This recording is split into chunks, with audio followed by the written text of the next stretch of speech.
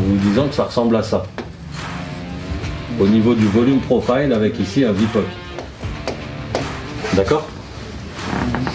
Donc est-ce que ça, on est d'accord que ça c'est une résistance et ça c'est un support?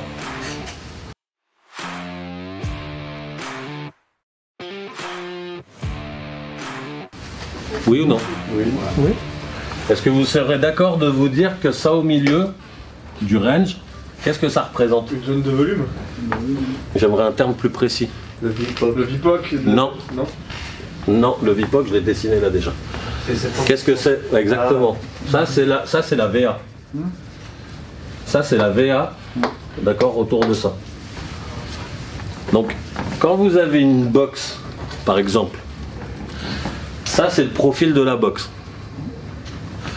Donc regardez résistance et support, il n'y a pas de volume. Donc ce qui est important, c'est que vous compreniez, c'est quand on est dans la séquence en cours, les résistances et les supports se matérialisent par du rejet, donc pas de volume. D'accord? Maintenant, vous avez entendu aussi que quand on se prépare le matin, on va chercher par contre les anciennes zones de gros volume pour tracer les futures résistances. Ça, vous savez. Ou définir des... Ou on va placer un stop loss derrière un gros volume parce qu'on pense que le volume d'avant, il va faire résistance. Ok? Pourquoi on dit ça? C'est parce qu'en fait, quand on... faudrait remonter plus avant dans le temps. En fait, c'est pour ça que vous oubliez trop souvent, c'est le facteur temps. Ça va, Francesco? Bien. Donc, le facteur temps, ne l'oubliez jamais. Timing. Si je suis dans le passé, bah, les anciennes grosses résistances vont devenir les anciens VPOC qui étaient des zones très échangées, la zone la plus échangée d'une zone, le prix pardon, le plus échangé d'une zone va devenir une zone de rejet. Parce qu'on s'en fout, on a déjà fait le taf dans cette zone-là. Quand on raisonne vraiment avec un esprit commerçant, on doit juste se dire que le trading c'est de l'achat et de la vente, c'est de l'offre et de la demande, c'est un poids de vendeurs et des acheteurs. S'il y avait 1000 tonnes de poissons à acheter, je dis une bêtise, aujourd'hui, donc dans une zone, dans un moment du passé, puis que dans ce moment du passé, donc le prix il a fait ça naturellement, parce que ça c'est le commerce, ça se régule de cette manière-là. Si c'est comme un peu, si on raisonne ça dans toute la nature, si vous raisonnez en termes de politique, de la loi des grands nombres, d'un vote, d'un choix, de commerce, d'acheteurs, vendeurs, de tout temps, d'un domaine en tout cas où il y a deux contreparties, l'équilibre sera toujours à 50-50. Ça n'existe pas le parfait, donc on sera toujours 49-51. Vous êtes à l'aise avec ça? La loi des grands nombres, on s'approche toujours de cet équilibre-là. C'est normal. Plus on s'éloigne de cet équilibre, plus on y reviendra. C'est ce qui se passe, d'accord, quand on a une distribution, pour qu'on vous la dessine comme ça. Là, on est dans les extrémités vendeuses, là, dans les extrémités acheteuses, et là, on est dans ce que 70% de la population ou des intervenants sur quelque part ont balayé le truc. Donc ça, c'est la nature, c'est toujours excès, on revient, et tout, et ça crée un équilibre qui est toujours un peu balançant. Quand on sera dans un marché stable, bah, il y aura moins ça. Si d'ailleurs vous prenez par exemple du Bund, bah là vous aurez en moyenne 60 à 80 ticks de balancement.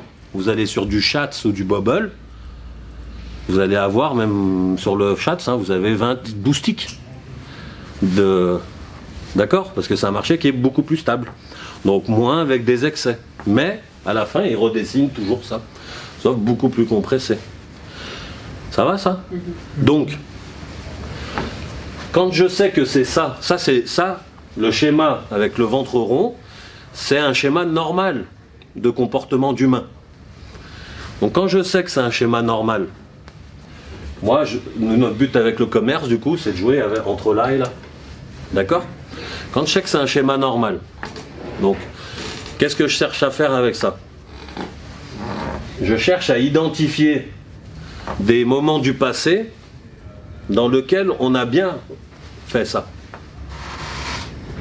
Si je trouve des endroits où on a bien fait ça, ce prix-là, il a déjà fait, dans le passé, son commerce. Si je trouve une zone de prix qui a été parfaitement travaillée, elle n'a plus besoin d'être travaillée. Il n'y a plus, c'est épuisé. Vous voyez ça comme ça.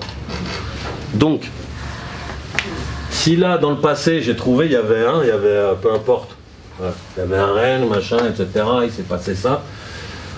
Ok, puis moi, peu importe ce qui se passe, moi je suis à peu près là aujourd'hui, admettons. Hein. Ok. Ici, je remonte, j'identifie cette zone. Cette zone-là, je regarde peut-être ce range-là. Plus il est grand, plus il est long, plus il est beau entre deux points, mieux c'est qu'il a marché dans le passé. Plus c'est que ce VPOC-là, il a été très fort, d'accord, dans le passé, il a bien fonctionné.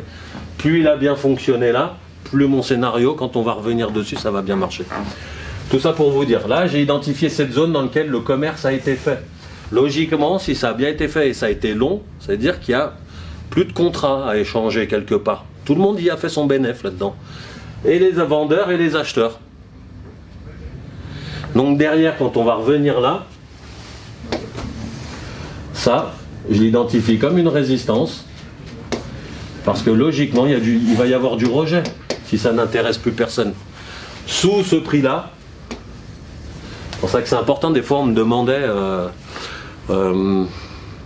est-ce que mon or je le mets sur le gros volume ou je le mets en dessous? Eh bien je vais le mettre en dessous.